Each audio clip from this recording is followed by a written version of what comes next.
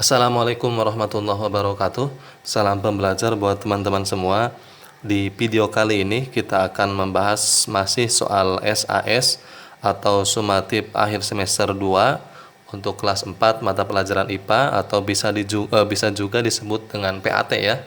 Cuma karena teman-teman di kelas 4 ini sudah kurikulum merdeka, maka sebutannya bukan PAT lagi ya kan, tetapi ada yang menyebutnya SAS, ada yang menyebutnya sumatif akhir tahun SAT ya, ada yang menyebutnya sumatif akhir semester 2 ya, macam-macam penyebutannya, tergantung dari kebijakan daerahnya masing-masing ya teman-teman ya. Oke, sekarang kita akan membahas soal IPAS ya.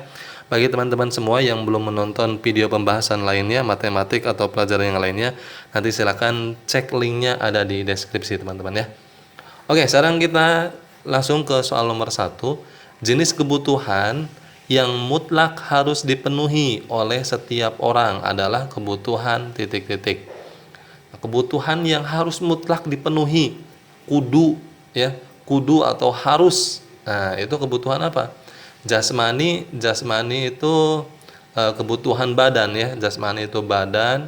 B, rohani itu ya termasuk kebutuhan hati, kebutuhan ibadah ya, itu kaitannya dengan rohani. C, primer. Nah, ini nih primer ya. Karena apa? Karena kebutuhan mutlak. Nah, itu primer ya. Kebutuhan primer namanya. Bukan sekunder, salah ya. Jadi jawabannya adalah kebutuhan mutlak yang harus dipenuhi itu adalah C, primer. Oke, lanjut nomor 2. Berikut ini yang bukan. Oke, yang bukan ya. Yang bukan merupakan faktor penyebab perubahan kebutuhan tersier menjadi kebutuhan sekunder adalah titik-titik.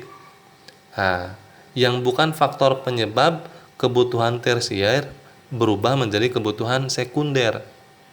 Ya, kalau perubahan kebutuhan tersier menjadi sekunder itu biasanya karena memang terbawa oleh perkembangan, ya, perubahan. Nah, kita cek yang A.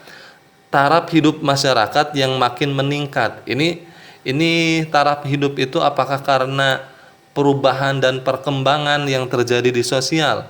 Betul. Ya, ini karena terjadi akibat perubahan dari sosial itu sendiri. Ya, berarti jawabannya bukan ini nih. Karena apa? Karena ini termasuk ke dalam faktor ya. Kita cari yang bukannya. Mana yang bukan? Ya. Kita cek yang B, tingkat kemajuan teknologi yang makin modern. Nah, ya. Ini juga termasuk ke dalam faktor penyebab kebutuhan tersier berubah menjadi sekunder. Karena apa? Ya, ini kan tingkat kemajuan teknologi. Jadi penyebab kebutuhan tersier menjadi sekunder itu salah satunya karena apa? Karena perubahan yang terus semakin maju, semakin berubah, baik dari sosialnya, baik dari teknologinya, baik dari ekonominya, baik dari ilmu pengetahuannya. Ya. Nah, ya, berarti yang B juga ini termasuk ke dalam faktor penyebab perubahan ya. Ya, berarti bukan yang ini nih, karena yang ditanyakan adalah yang bukan. Kita cek yang C, tingkat perekonomian manusia yang makin berkembang. Tingkat perekonomian, ini juga kan semakin berkembang ekonomi, semakin bertambah tahun, berubah tahun, maka perekonomian akan semakin meningkat. Ya, berarti ini juga alami ya, alami. Nah, berarti ini termasuk dalam faktor penyebab. Ya, tetapi bukan ini jawabannya. Karena apa? Karena yang ditanyakan adalah yang bukan termasuk. Nah, kita cek yang D, sifat manusia yang ingin mengonsumsi barang-barang mewah. Nah, ini jawabannya yang D. Karena apa? Karena ini adalah sifat kaitannya, bukan dengan perubahan-perubahan zaman, perubahan teknologi karena kemajuan-kemajuan, bukan. Ya. Oke, berarti jawabannya adalah D karena ini kaitannya sifat, berarti bukan ya. Berarti jawabannya yang D. Karena bukan termasuk ke dalam faktor penyebab perubahan tersier menjadi sekunder. Kita cek nomor 3. Langsung nomor 3 ya. Berikut ini yang merupakan kebutuhan rohani. Oke. Yang merupakan kebutuhan rohani. Ya, kebutuhan rohani itu ya kaitannya dengan jiwa, raga, hati ya. Ya ada kalanya untuk hiburan, kesenangan ya, rohani. Kita cek yang A menggunakan perhiasan. Kalau perhiasan ini bukan rohani ya. Kita cek yang B menggunakan handphone sebagai alat komunikasi, ini juga bukan. Kita cek yang C menonton televisi. Nah, menonton televisi ya ini termasuk ya. Jadi jawabannya yang C. Karena apa? Karena televisi itu kan hiburan untuk ketenangan batin, hati, jiwa, itu kan kebutuhan rohani ya. Jadi menonton televisi. Nah, berarti jawabannya adalah C. Ini merupakan kebutuhan rohani. Oke, lanjut nomor 4. Salah satu cara agar dapat memenuhi kebutuhan yang akan datang adalah titik-titik. Caranya supaya kita dapat memenuhi kebutuhan yang akan datang ya pasti ya. Kebutuhan itu akan terus berdatangan. Butuh ini, butuh itu, butuh apa lagi ya. Nah, caranya supaya bisa memenuhi kebutuhan itu dengan cara bagaimana? A. Selalu berusaha untuk mencari penghasilan tambahan. Kalau ini kan karena memang tuntutan ya, kalau untuk bekerja mencari itu kan itu sebagai rutinitas ya sehari-hari, berarti bukan ini jawabannya ya, bukan ini. B menabung. Oke, kita simpen yang B ya, kita simpen yang B. Ini kaitannya bukan dengan bekerja ya. Salah satu cara agar dapat memenuhi kebutuhan. Nah, kita cek yang C membeli barang-barang yang tahan lama. Ini salah ya. Yang D membeli barang dengan harga terjangkau. Ini juga kurang tepat. Berarti yang tepat itu adalah yang B. Dengan cara menabung, dengan cara kita menyimpan uang, baik itu bisa menabung di bank atau menabung di celengan ya. Salah satu agar kita bisa memenuhi kebutuhan yang akan datang. Terutama ketika kita sudah mempunyai keinginan, aduh saya tahun depan ingin membeli ini. Ya salah satu caranya adalah dengan menabung. Ya, bukannya dengan bekerja. Kalau bekerja memang karena tuntutan ya, tuntutan kita, tuntutan orang dewasa. Maka caranya agar memenuhi kebutuhan yang akan datang itu adalah dengan cara menabung. Oke, lanjut nomor 5. Urutan pemenuhan kebutuhan hidup yang tepat bagi seorang siswa. Ya. Kebutuhan hidup yang tepat bagi seorang siswa. Oke, urutannya. A. Membeli buku, membayar SPP, menabung, dan rekreasi. Oke, ini kita simpan ya. Kita simpan. Membeli buku itu kan siswa ya. Membayar SPP. Kemudian menabung dan rekreasi. Oke, benar. Kita cek yang B. Membayar SPP, rekreasi, membeli buku, dan menabung. Urutannya ya, urutan kebutuhan, pemenuhan kebutuhan yang tepat bagi siswa, urutannya. Kita berarti ini diurutkan dulu ya, membayar SPP, rekreasi, membeli buku, menabung. Ini rekreasinya harusnya di akhirnya. Rekreasi itu kan untuk apa namanya ya, biasanya di akhir ya, setelah kegiatan pembelajaran dibagi rapot. Itu biasanya kan rekreasi ada di akhir. Awal itu biasanya ya membeli buku dulu ketika mau masuk sekolah itu kan membeli buku. Setelah membeli buku membayar SPP, setelah membayar SPP menabung. Baru setelah itu di akhir adanya rekreasi. Berarti sudah jelas jawabannya yang A ya. Oke, urutannya seperti ini. Ya. Nomor 6, teman-teman. Lanjut nomor 6. Pada dasarnya, orang menyusun skala prioritas kebutuhan dengan tujuan agar titik-titik. A. Terpenuhi seluruh kebutuhannya. B. Terpenuhi kebutuhannya secara maksimal. C. Mendapatkan tambahan penghasilan. Atau D. Mendahulukan untuk membeli barang yang harganya murah. Nah, di sini yang ditanyakan adalah orang menyusun skala prioritas, dari mana dulu yang harus kita penuhi ya, atau apakah beli baju dulu, apakah beli kendaraan dulu atau beli apa dulu. Nah, itu kan harus disusun skala prioritas kebutuhan ya. Tujuannya untuk apa? Ya, tujuannya adalah agar kebutuhan-kebutuhan itu adalah terpenuhi. Ya, agar kebutuhan itu terpenuhi secara apa ya? Secara maksimal. Ya. Jadi mana kebutuhan yang kecil dulu, jangan yang besar dulu, ya. Nah, berarti jawabannya adalah yang B, terpenuhinya kebutuhan secara maksimal, ya. Oke, lanjut nomor 7, teman-teman. Buku tulis, pensil, sepatu, dan seragam sekolah termasuk barang yang dapat langsung memenuhi kebutuhan pelajar. Barang tersebut termasuk barang titik-titik. Oke. A. Produksi, B. Konsumsi, C. Distribusi, atau D. Substitusi. Oke. Ini kaitannya dengan peralatan sekolah ya. Nah, ini termasuk barang yang dapat memenuhi kebutuhan pelajar. Nah, barang apa yang disebutkan tadi itu? Ya, sudah jelas karena kita sebagai seorang pelajar, maka kita sebagai seorang pengguna atau konsumen, ya. Maka jawabannya adalah barang-barang tadi itu adalah konsumsi menggunakan, ya. Oke, berarti jawabannya adalah B. Lanjut teman-teman, nomor 8. Menjalankan ibadah keagamaan termasuk kebutuhan titik-titik. Nah, sudah jelas ya, rohani ya, jiwa, hati. Agama itu kan untuk ketenangan ya, batin ya. Maka jawabannya adalah rohani ya, B. Oke. Lanjut nomor 9. Kegiatan produksi berikut ini yang dapat dikategorikan sebagai produksi ekstraktif adalah titik-titik. A. Membudidayakan tumbuhan-tumbuhan hutan untuk obat. B. Mengolah kayu hutan untuk menghasilkan mebel. C. Menangkap ikan laut di lepas pantai. D. Mengolah pasir sungai menjadi batako. Nah, di sini kegiatan produksi yang bisa dimasukkan ke dalam produksi ekstraktif. Nah, ya. Kalau kita melihat ke sini, yang A, membudidayakan tumbuhan-tumbuhan hutan untuk obat.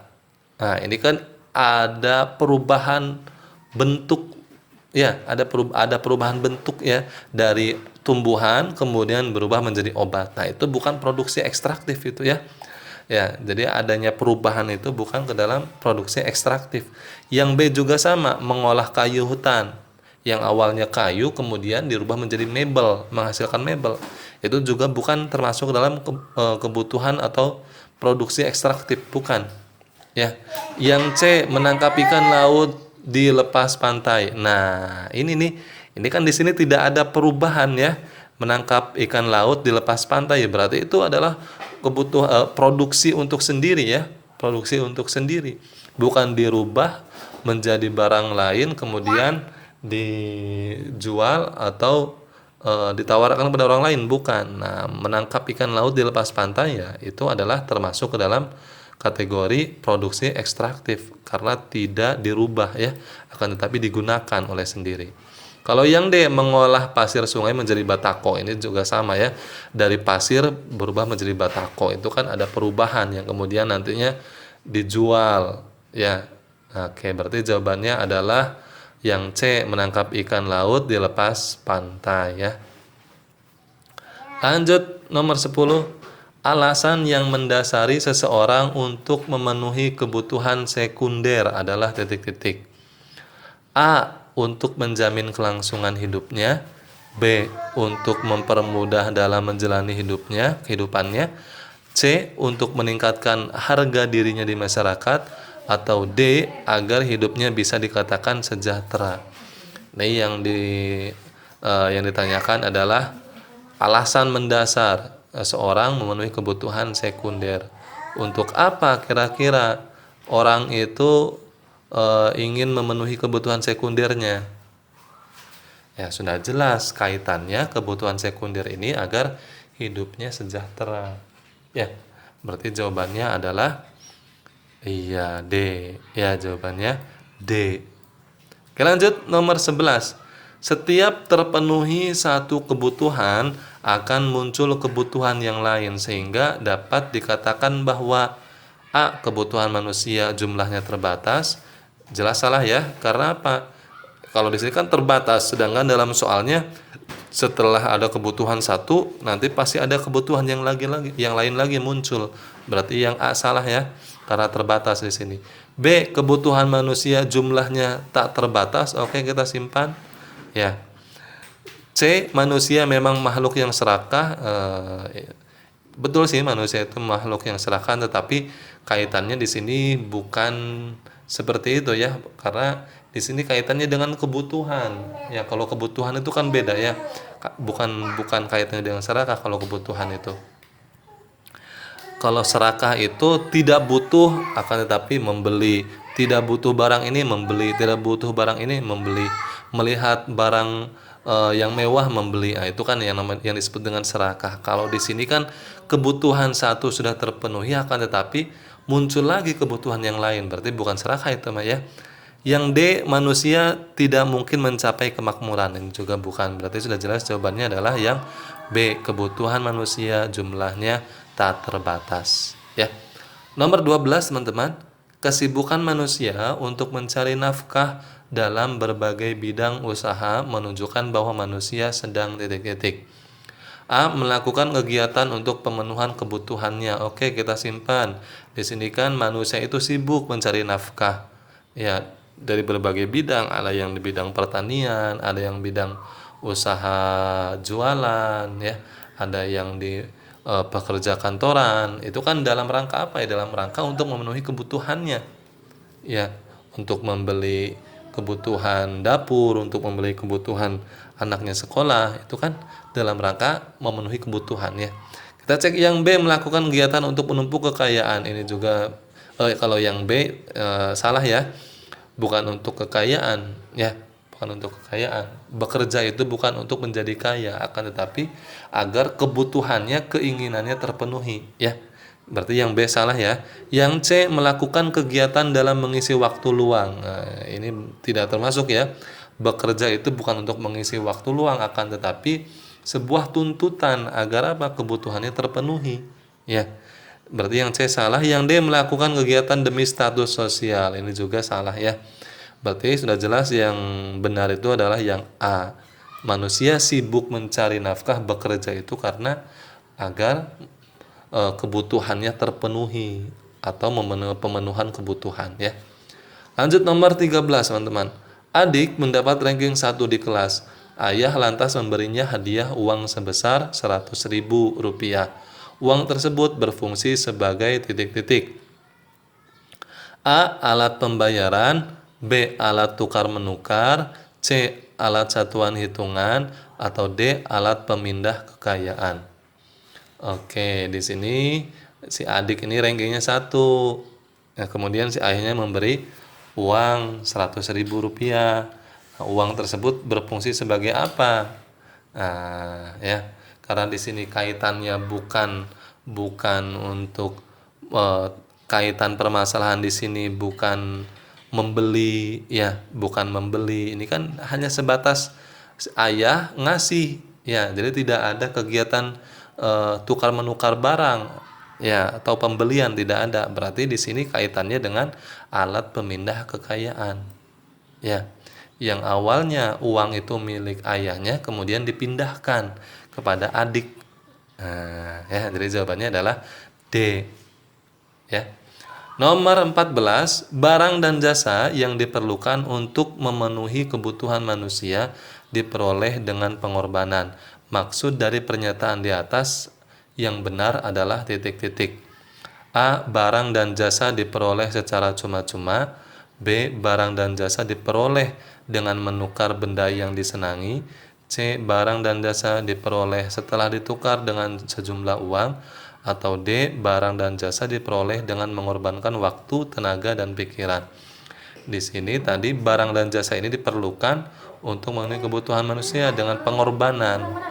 Nah, ya, berarti apa?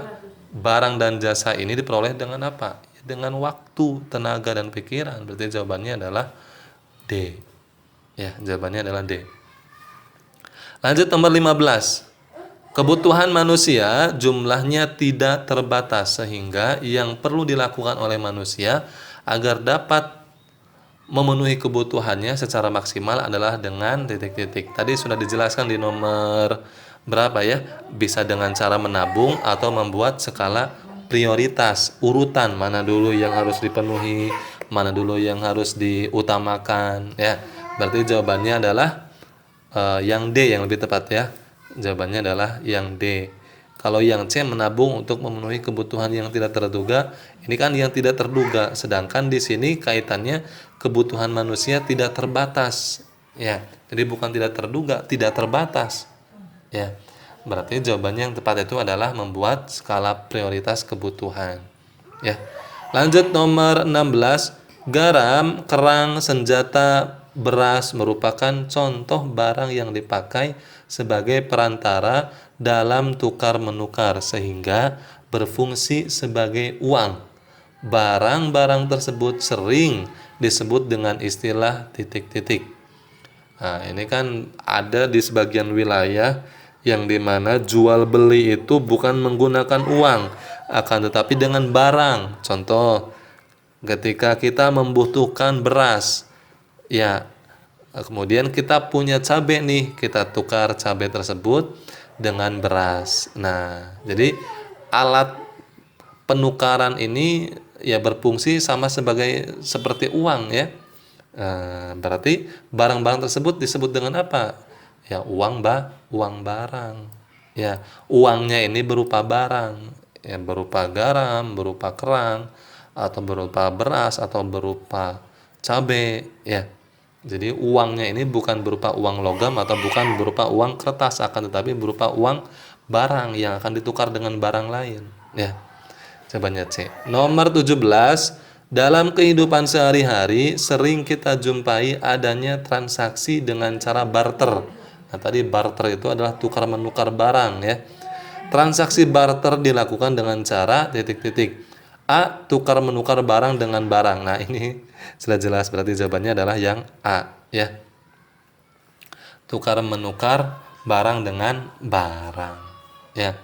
Kita menukar cabai dengan beras, kita menukar beras dengan bawang, kita menukar minyak dengan misalkan apa, kita tukar menukar baju dengan celana misalkan, itu disebut dengan barter ya. Oke ya.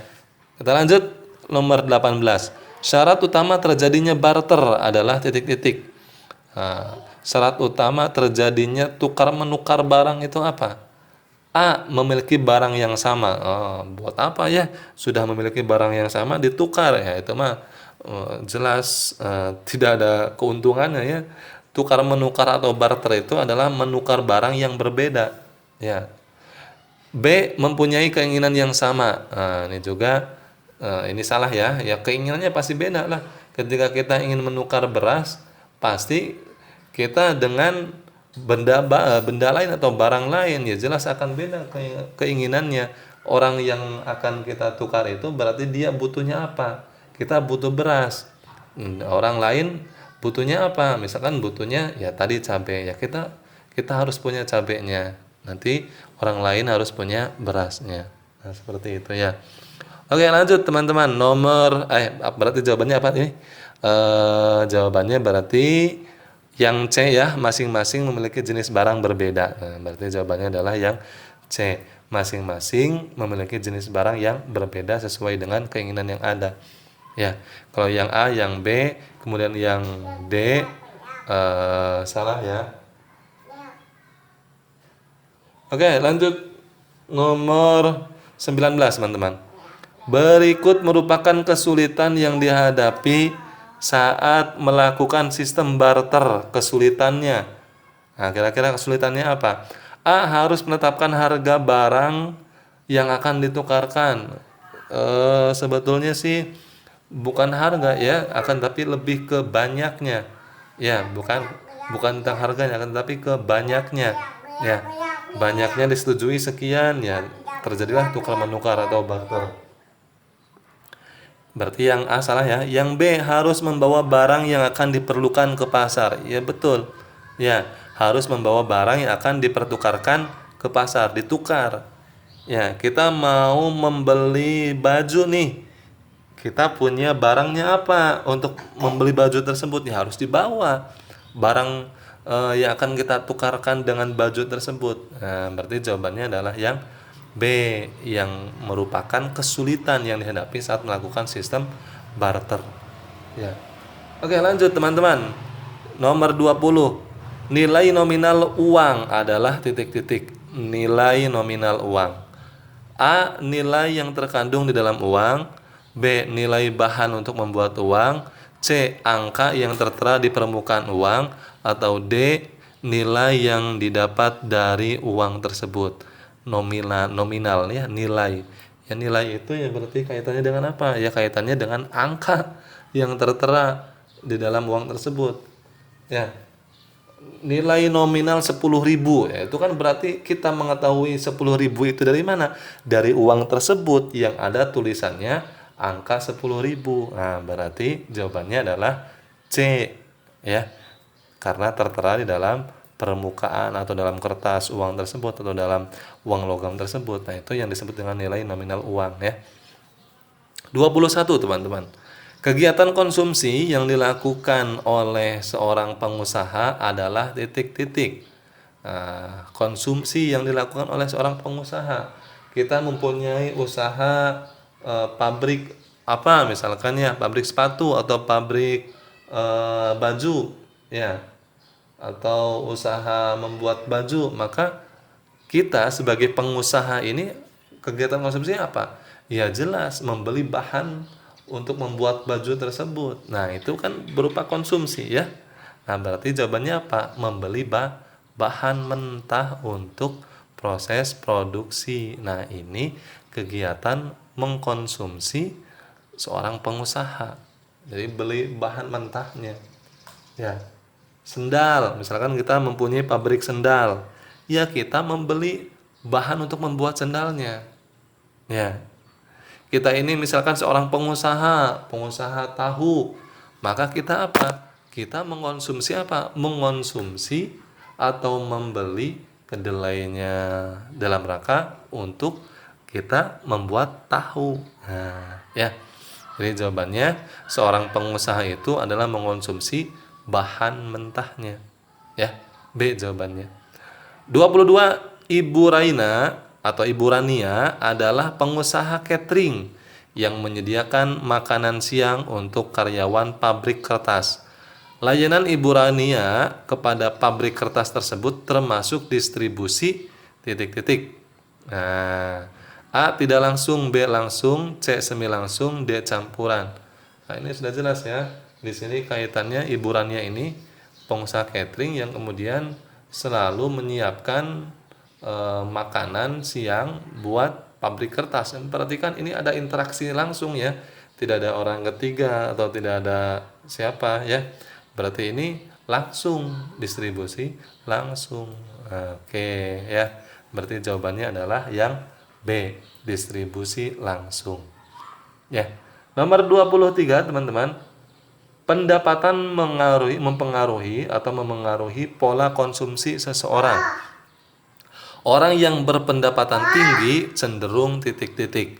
Nah, ketika kita mempunyai gaji besar nih misalkan ya, otomatis kan pendapatan kita tinggi ya, maka kegiatan konsumsinya bagaimana? Ya jelas, konsumsinya juga akan tinggi. Ya, konsumsinya membeli barang atau membeli kebutuhannya juga akan tinggi. Ya, atau akan lebih banyak. Nah, berarti sudah jelas jawabannya adalah yang A, melakukan konsumsi lebih banyak. Ya, maka perbedaan orang yang berpendapatan tinggi sama orang yang berpendapatan rendah itu ya kelihatan ya. Orang yang berpendapatan tinggi cenderung konsumsinya misalkan makannya di restoran atau di kafe-kafe yang mahal. Itu kan konsumsinya lebih banyak ya. Kalau misalkan orang yang berpendapatan rendah atau kurang, ya konsumsinya ala kadarnya. Karena apa? Karena untuk kebutuhan lain agar bisa terpenuhi. Ya. Oke, berarti jawabannya adalah yang A ya, melakukan konsumsi lebih banyak. Nomor 24 teman-teman, kegiatan produksi seringkali menimbulkan dampak negatif Dampak negatif yang dimaksud adalah titik-titik. A. Terjadinya pencemaran lingkungan. B. Kebutuhan masyarakat yang penuhi. C. Menambah penghasilan masyarakat. Atau D. Membuka kesempatan kerja. Di sini yang ditanyakan adalah dampak negatif. Kalau dari A sampai D itu yang kelihatan dampak buruknya itu, negatifnya itu adalah yang A ya, terjadinya pencemaran lingkungan. Karena apa? Karena adanya kegiatan produksi atau pabrik apa, ya pasti ada saja dampak negatifnya, yaitu terjadinya pencemaran lingkungan. Ya, kalau yang B, yang C, yang D ini adalah dampak positif. Kebutuhan masyarakat terpenuhi, menambah penghasilan, membuka kesempatan kerja, itu kan dampak positif ya. Oke, berarti jawabannya adalah yang A. Lanjut 25 teman-teman. Dampak negatif dari seseorang yang berperilaku konsumtif adalah titik-titik.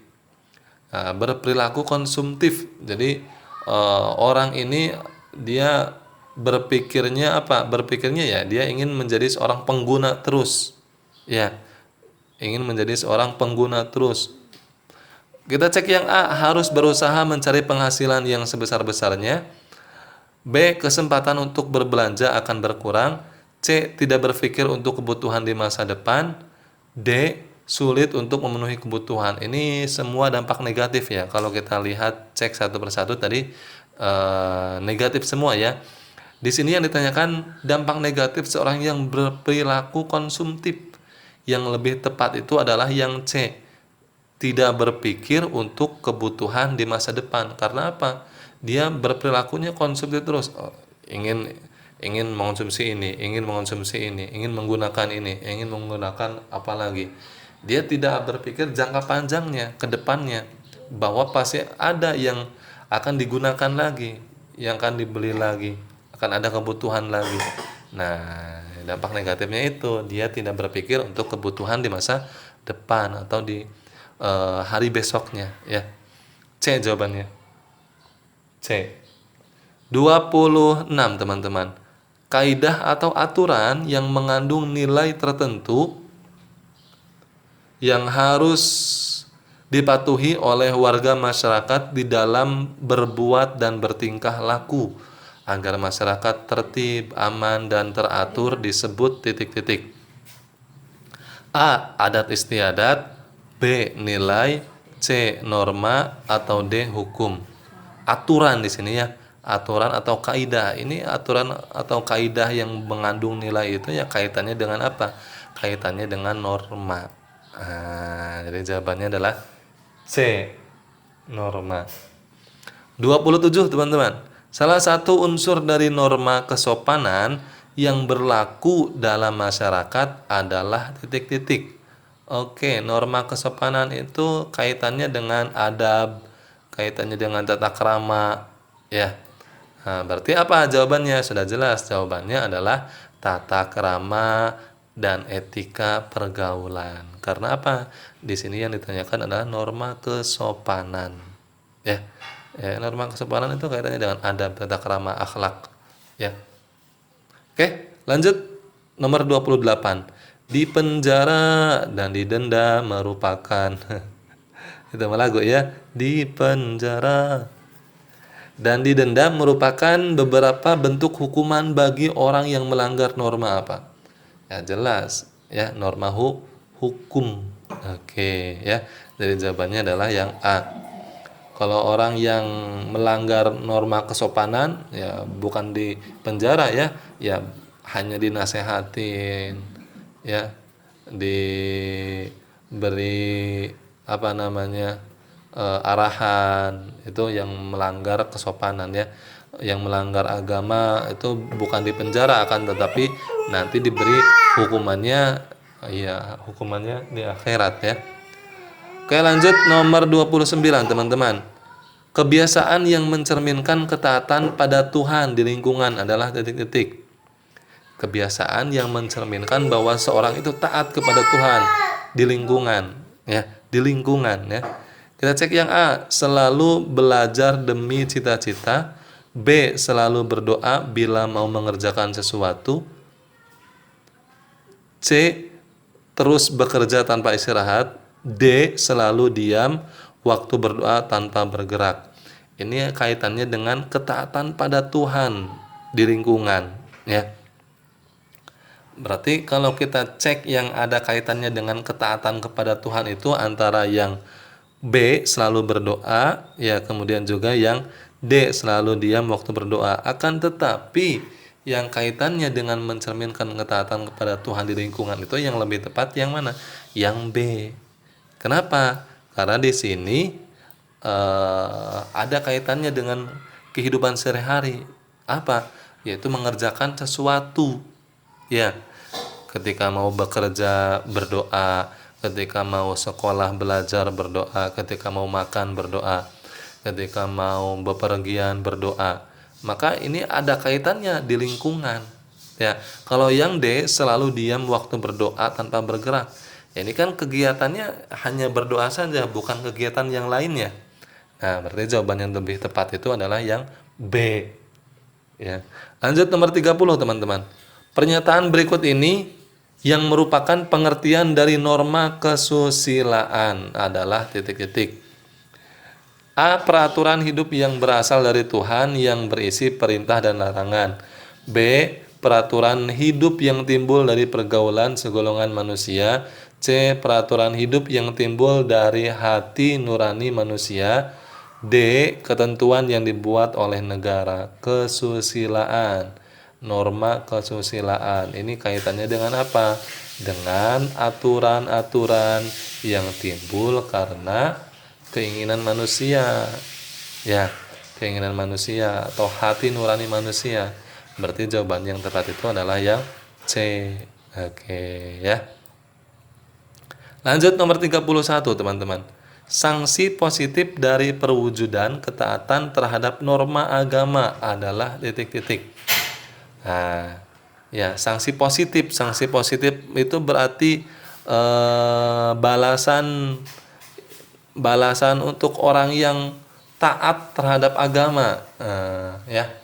Apa balasannya? Ya sudah jelas. Pahala, salat. Balasannya apa? Pahala. Ngaji. Balasannya apa? Pahala. Ya, menuntut ilmu. Balasannya apa? Pahala. Berbuat kebaikan. Balasannya apa? Pahala. Nah, itu karena apa? Karena ketaatan terhadap agama. Agama itu ya balasannya berupa pahala atau siksaan, ya. Bisa berupa pahala, bisa berupa siksaan. Ketika taat pahala, ketika tidak taat ya siksaan. Ya, berarti jawaban yang tepat itu adalah yang B, pahala. Oke, lanjut 32, teman-teman. Berikut ini adalah alat-alat kelengkapan negara yang dapat memaksa orang menaati norma hukum dengan ancaman hukuman, kecuali A. Polisi, B. Jaksa, C. Hakim, atau D. Pengacara. Alat-alat kelengkapan negara yang dapat memaksa, yang dapat memaksa orang ini agar taat hukum. Nah, siapa saja? Ya, polisi.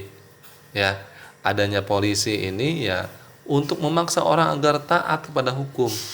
Contoh misalkan ketika kita naik sepeda motor di jalan, ya, ketika tidak ada polisi itu kan ya kita tidak akan memikirkan untuk memakai helm, ya, tidak akan memikirkan safety.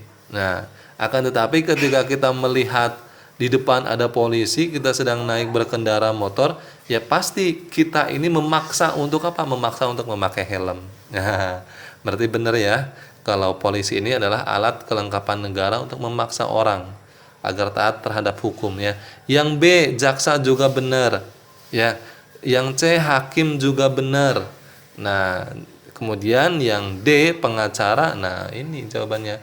Pengacara ini bukan termasuk alat kelengkapan negara agar taat kepada hukum, bukan. Ya, kalau pengacara ini kan sifatnya untuk apa? Untuk membantu kita. Ya, untuk membantu kita. Nah, membantu dalam apa? Membantu kita yang terkena dalam masalah-masalah hukum. Ya, itu pengacara. Ya. Lanjut nomor 33. Perhatikan pernyataan berikut ini. 1. Bersumber dari hati nurani. 2. Menempatkan nilai-nilai budaya masyarakat. 3. Menempatkan nilai-nilai manusia. 4. Bersumber pada pergaulan masyarakat. 5. Sanksi yang didapat dikucilkan dari pergaulan masyarakat. Pernyataan di atas yang merupakan ciri norma kesusilaan ditunjukkan oleh nomor titik-titik. Oke, ciri norma kesusilaan. Oke, norma kesusilaan itu tadi berasal dari mana? Berasal dari hati nurani ya. Kita cek yang nomor 1, bersumber dari hati nurani ya. Tadi benar ya, bersumber dari hati nurani. 2. Menempatkan nilai-nilai budaya masyarakat. Bukan ya, kalau kesusilaan itu bukan tentang nilai-nilai budaya masyarakat, bukan, karena berasal dari hati nurani ya. Nomor 3, menempatkan nilai-nilai manusia. Nah ini nih, karena apa? Dari hati nurani ya, berarti nilai-nilai manusia ya. 4. Bersumber pada pergaulan masyarakat. Ini juga bukan. 5. Sanksi yang didapatkan dikucilkan dari pergaulan masyarakat. Nah ini benar nih ya, berarti jawabannya adalah 1, 3, 5. C jawabannya ya. C 1, 3, 5. Oke, lanjut nomor 34 teman-teman. Apabila terdapat salah satu anggota masyarakat yang melakukan pelanggaran terhadap norma yang berlaku, maka dapat berakibat pada terjadinya apa nih? Nah, misalkan di sini ada orang yang melanggar nih dalam masyarakat tersebut. Ya, misalkan entah itu mencuri, entah itu apa, ya. Akibatnya apa dalam masyarakat tersebut? Akan adanya keresahan, ya. Terutama ketika pelanggaran ini, ya, semisal tadi contohnya mencuri, maka akan resah masyarakat itu, takut, khawatir, ya. Nah, berarti jawabannya adalah C, keresahan pada masyarakat sekalipun seorang saja yang melanggar, ya. Berarti jawabannya adalah C. Jadi ketika ada orang yang melakukan pelanggaran norma di masyarakat, akibatnya akan adanya keresahan, khawatir ya. Lanjut nomor 35. Dalam masyarakat terdapat berbagai norma. Sikap kita terhadap norma yang berlaku dalam masyarakat adalah titik-titik. Nah, ini kan hidup di masyarakat ya. Nah, pasti ada nih, baik di desa A, di desa B, di kota A, kota B, atau kelurahan A, kelurahan B, dan sebagainya. Ya, nah, sikap kita ini terhadap norma tersebut itu apa? Ya harus mematuhi, harus taat, harus patuh, harus nurut, ya, dan melaksanakan norma tersebut dengan rasa tanggung jawab. Nah, berarti jawabannya adalah yang C, ya, mematuhi norma dengan rasa tanggung jawab. Ya. Oke, lanjut nomor 36 teman-teman. Berikut merupakan norma-norma yang berlaku dalam pelaksanaan kehidupan sehari-hari tanpa adanya paksaan, yaitu titik-titik. A. Norma agama dan hukum. B. Norma hukum dan kesopanan. C. Norma agama, kesusilaan dan kesopanan. D. Norma hukum, kesusilaan dan kesopanan. Ya. Oke, sekarang kita cek yang A. Di sini kan tadi kaitannya dengan norma dalam kehidupan sehari-hari tanpa adanya paksaan. Berarti kalau tanpa adanya paksaan ini ya hukumannya tidak berat banget nih. Ya. Kita cek yang A, norma agama dan hukum. Kalau agama itu kan bukan paksaan ya. Kita mau memilih agama A, memilih agama B, taat terhadap ajaran A, taat terhadap ajaran B, itu kan bukan paksaan, tetapi keinginan sendiri ya. Berarti ini bukan paksaan ya. Yang dan hukum, kalau hukum paksaan berarti salah ya. Berarti ini salah. Kalau agamanya tanpa adanya paksaan, kalau hukumnya paksaan, kita harus taat terhadap hukum ini, aturan undang-undang ini, aturan apa misalkan yang harus taat itu sih ya. Berarti yang A salah karena di sini hukum itu harus ada paksaan ya. B, norma hukum dan kesopanan. Kesopanannya ini tanpa paksaan, tapi hukumnya ya paksaan ya. orang taat hukum itu ya harus dipaksa. Ya, berarti yang B juga salah karena ada norma yang paksaannya yaitu norma hukum ya. Kita cek yang C, norma agama benar ini tanpa paksaan, kesusilaan juga betul. Ya, ini tanpa paksaan dan kesopanan juga betul. Oke, kita simpan. Jadi ketiga norma ini tanpa paksaan semua ya. Kita cek yang D, norma hukum. Ini paksaan ya, norma hukum paksaan. Kesusilaan dan kesopanan. Nah, sisanya yang kedua ini tanpa paksaan. Berarti ada satu norma yang paksaan di sini ya. Berarti sudah jelas jawabannya yang tiga-tiganya tanpa paksaan itu adalah yang C. Ya. Lanjut teman-teman. Di mana bumi dipijak, di situ langit dijunjung adalah peribahasa yang berasal dari Sumatera Barat. Peribahasa tersebut mengandung makna bahwa dimanapun kita berada, kita harus apa? Ini peribahasa yang bagus sekali ya. Di mana bumi dipijak, di mana kita menginjakan kaki, maka di situ juga harus langit yang dijunjung, harus ada adab yang ditinggikan. Ya, harus ada adab yang ditinggikan. Nah, artinya apa? Artinya kita harus mematuhi norma-norma yang berlaku di mana tempat kita memijakan atau menginjakan kaki tersebut. Ya, berarti jawabannya adalah yang A. Ya, mematuhi terhadap norma-norma yang berlaku. Ya. Oke, lanjut nomor 38. Norma hukum memiliki kelebihan bila dibandingkan dengan norma agama, kesusilaan, dan norma kesopanan. Kelebihan norma hukum yang dimaksud adalah titik-titik. Nah, tadi sudah dibahas di nomor 30 berapa tadi? Ya, norma hukum itu kan adanya paksaan ya. Berarti karena adanya paksaan apa? Ketika ada yang melanggar ya berarti ada sanksi hukuman yang tegas ya, yang nyata. Nah, kalau norma agama, kesusilaan, kesopanan ini kan keinginan seseorang, silakan saja mau menjalankan norma tersebut ya. Oke, berarti jawabannya adalah yang sudah jelas yang B, bersifat memaksa, hukum itu paksaan ya, dan ada sanksinya. Nomor 39 teman-teman. Melaksanakan atau mematuhi norma yang berlaku dalam masyarakat hendaknya muncul dari keinginan diri sendiri, bukan atas perintah orang lain. Hal tersebut menjadi sebuah bentuk tanggung jawab sebagai anggota masyarakat yang baik. Berikut ini merupakan bentuk kesadaran diri bagi seorang pelajar dalam mematuhi norma adalah titik-titik. A. Berupaya untuk tidak terlambat masuk sekolah. B. Menyelesaikan tugas sekolah secara berkelompok. C. Membayar pajak dengan tepat waktu. D. Membayar suara dalam pemilu tanpa ada paksaan dari pihak manapun. Memberikan suara, bukan membayar suara, memberikan suara. Kalau kaitannya yang C sama D ini bukan kaitannya dengan bentuk kesadaran dari seorang pelajar ya, akan tetapi ini masyarakat ya, lebih ke masyarakat atau orang dewasa. Berarti jawabannya antara A sama B. Tetapi kalau kita lihat ke sini yang B, menyelesaikan tugas sekolah secara berkelompok, itu ya salah ya. Kalau tugas sekolah itu ya dikerjakan secara masing-masing individu. Ya, berarti jawabannya adalah yang A. Berupaya untuk tidak terlambat masuk sekolah ini merupakan bentuk kesadaran bagi seorang pelajar ya. Lanjut nomor 40 teman-teman.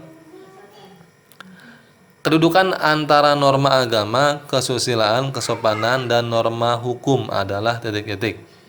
Nah, kedudukan keempat norma ini nih. Nah, tentu pasti dari keempat norma ini ada kekurangannya, ada kelebihannya. Maka keempat norma ini sangat penting dan sangat berkaitan. Karena apa? Saling melengkapi dari kekurangan-kekurangan norma tersebut. Ya, berarti jawabannya apa? Jawabannya B. Keempat norma tersebut sama-sama penting dan saling melengkapi. Ya, jawabannya adalah B. Oke, paham ya? Oke, sekarang kita lanjut teman-teman ke soal bagian B ya, bagian isian.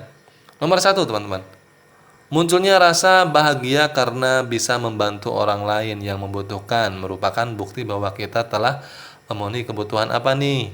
Kita pasti setelah membantu orang itu, oh saya bahagia, saya bangga nih sudah membantu si A ya. Kebutuhan apa? Kebutuhan rohani. Ya, kaitannya dengan rasa bahagia, rasa senang itu kaitannya dengan rohani, dengan jiwa ya, dengan hati. Nah, dengan pikiran ya, itu rohani. Oke, lanjut teman-teman. Nomor 2, urutan kebutuhan yang disusun berdasarkan tingkat kepentingan. Kebutuhan dinamakan ya tadi disebut dengan skala prioritas kebutuhan. Ya, skala prioritas kebutuhan ini ya kita mengurutkan mana dulu yang harus disusun atau mana dulu yang kita benar-benar butuhkan.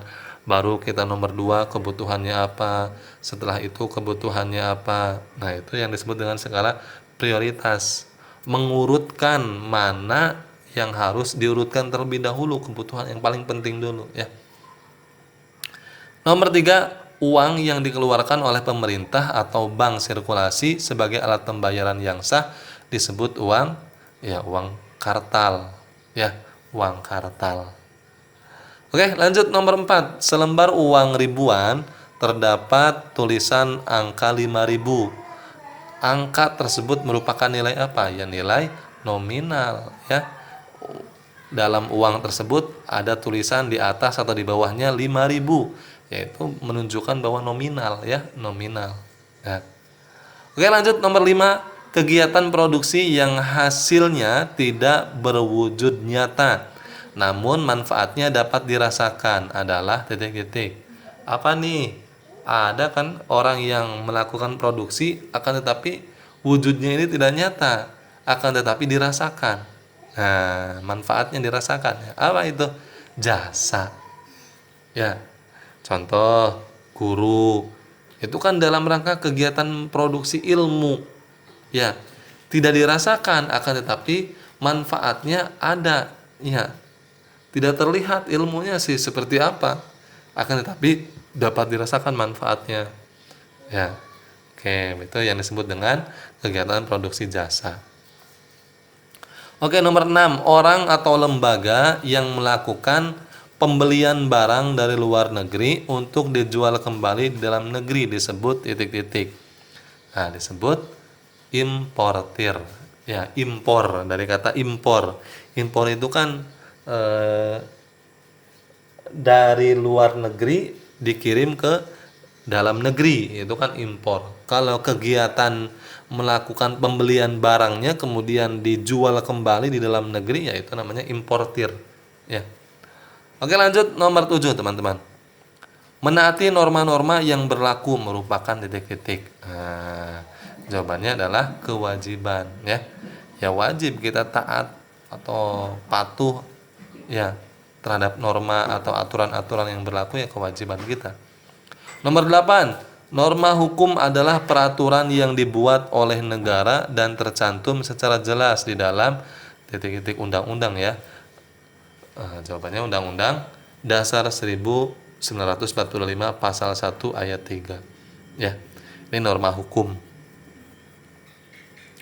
Kalau norma hukum itu ya tadi ya, kalau tidak dilaksanakan ya ada sanksi yang jelas dan nyata ya. Nomor 9, keharusan bagi seseorang untuk tidak melakukan sesuatu karena dapat menimbulkan hal yang tidak baik disebut jawabannya larangan ya. Larangan. Ya. Larangan itu apa?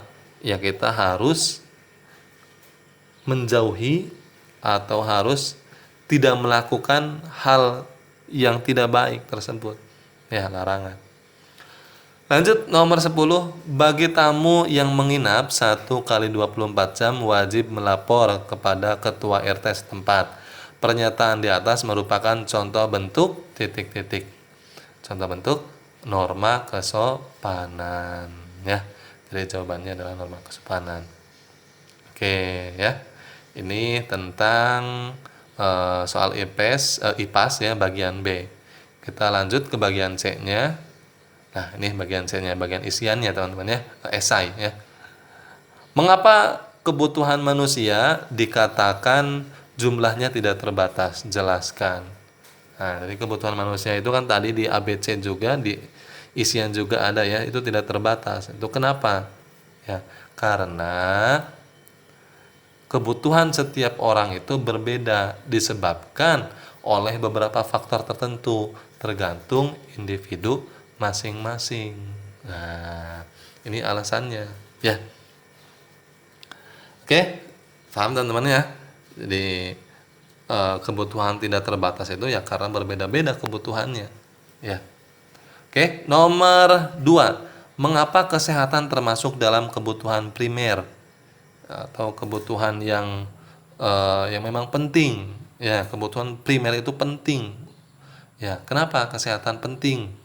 Karena semua aktivitas yang kita lakukan ya dalam kehidupan kita ini ya tergantung dari kesehatan atau tergantung dari kondisi tubuh yang sehat, dilihat dari fisik, mental, dan sosial sehingga kita bisa hidup produktif. Nah, ya. Jadi alasan kesehatan penting atau menjadi kebutuhan primer itu ya karena semua kegiatan yang kita lakukan itu ya tergantung dari kesehatan, tergantung dari kondisi tubuh yang sehat, kondisi tubuh yang fit. Ya. Nah, ini jawabannya ya. Boleh seperti ini atau boleh tadi yang disebutkan. Ya, boleh lengkap seperti ini atau boleh tadi singkat disebutkan, boleh ya. Nomor 3, apa yang dimaksud dengan norma? Ya, tadi sudah jelas ya, di ABC juga ada kaitannya dengan norma. Norma itu adalah aturan atau ketentuan yang mengikat warga dalam kelompok masyarakat dan berfungsi sebagai peraturan. Nah, ya. Ini yang disebut dengan norma. Nanti silakan dihafalkan lagi lah teman-teman ya. Nomor 4, norma memiliki peran penting dalam kehidupan masyarakat. Apa peran pentingnya norma tersebut di kehidupan masyarakat itu? Ya peran pentingnya untuk apa? Ya peran pentingnya sebagai pedoman. Ya, sebagai pedoman kita. Dalam apa? Dalam bertingkah laku. Ya. Ya, ini peran dari norma tersebut. Jadi sebagai rujukan, sebagai pedoman kita, sebagai tuntunan kita, ya. Pedoman itu kan tuntunan, ya. Oke, lanjut nomor 5, sebutkan 2 contoh pelaksanaan adat istiadat dalam masyarakat. Banyak sekali sebetulnya tentang pelaksanaan adat istiadatnya di masyarakat. Contoh yang kita sangat kenal itu adalah satu di Bali. Ya, di Bali itu kan ada kremasi atau upacara pembakaran mayat. Ya, kalau tidak salah kremasi ya, upacara pembakaran mayat itu pembakaran mayat itu kremasi kalau tidak salah. Kalau upacaranya namanya ngaben atau apa itu ya. Kemudian 2, kebiasaan masyarakat suku Baduy memakai pakaian berwarna gelap dan selalu bepergian dengan berjalan kaki. Nah, ini contoh 2 adat istiadat di dalam masyarakat ya. Oke, mudah-mudahan bermanfaat buat teman-teman semua dan mudah-mudahan teman-teman semua mendapatkan nilai di atas AKM 80, 85, 88, 90, 95, 98 bahkan 100 ya. Dan mudah-mudahan teman-teman semua juga naik kelas semua ya, tidak ada yang naik kelas. Jadi silahkan di-share video ini supaya bermanfaat buat teman-teman yang lainnya. Ya. Salam pembelajar. Wassalamualaikum warahmatullahi wabarakatuh.